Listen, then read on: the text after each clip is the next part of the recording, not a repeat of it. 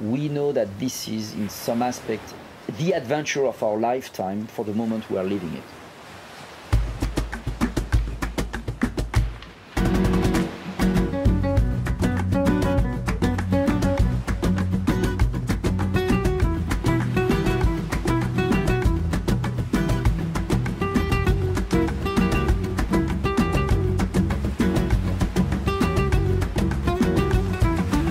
The project is actually the anniversary of the Whitbread round the world race. So the Whitbread was a race something like 50 years ago.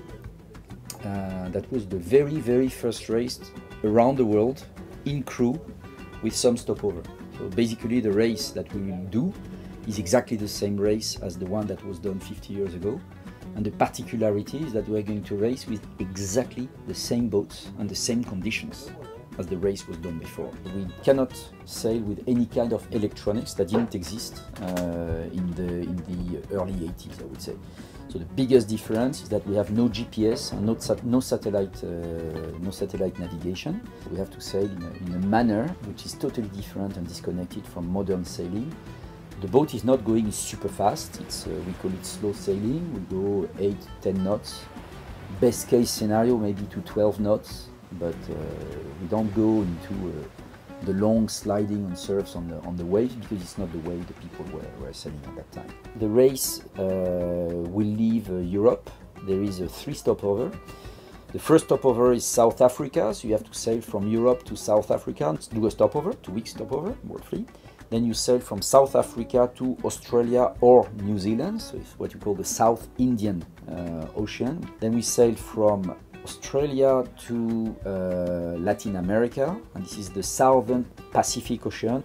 And on this leg, we go south of the Cape Horn, and then we go up Latin America, up to probably Punta del Este or Rio de Janeiro. And then you have the 4th leg, which is the final run between Latin America to Europe. The boat is Whiteshadow, is a Swan 57. So for the non-sailors, Swan is a classic, elegant, luxury boat built for lovers of sea.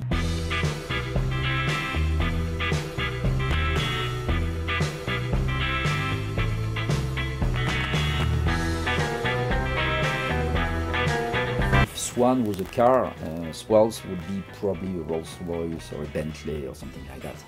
So it's not a fast car, but it's a solid and consistent car. This boat is the Swan 57. The Swan 57 actually was built by Swan, by Notor. The shipyard demanded or requested to Sparkman and Stephens, two architects very famous in the nautical area, to build a boat to race the Whitbread. So this boat specifically was built for the Whitbread, for this race. The Whiteshadow, which is this one specifically, is the 4th one of 43 builds. So it's one of the first that was built by Notor. This boat was built at a period where objects were built to last.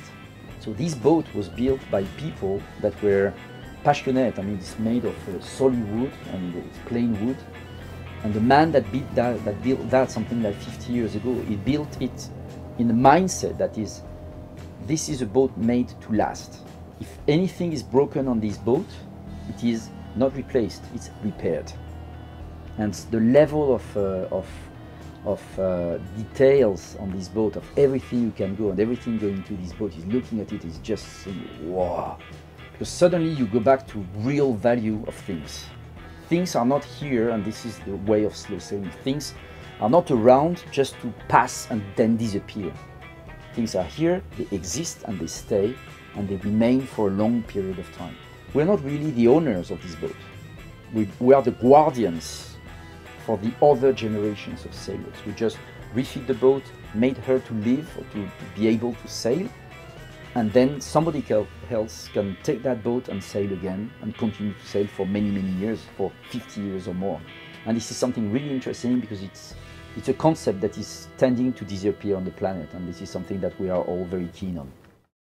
The logic we have is that we are empowering diversity. We are interested to have diverse people, we have people from different, of course, for different nationality, from totally different backgrounds, some private sector invested, some public officers, some artists. And this is where we really believe it is interesting. You make a blend of 12 people with different background, different history.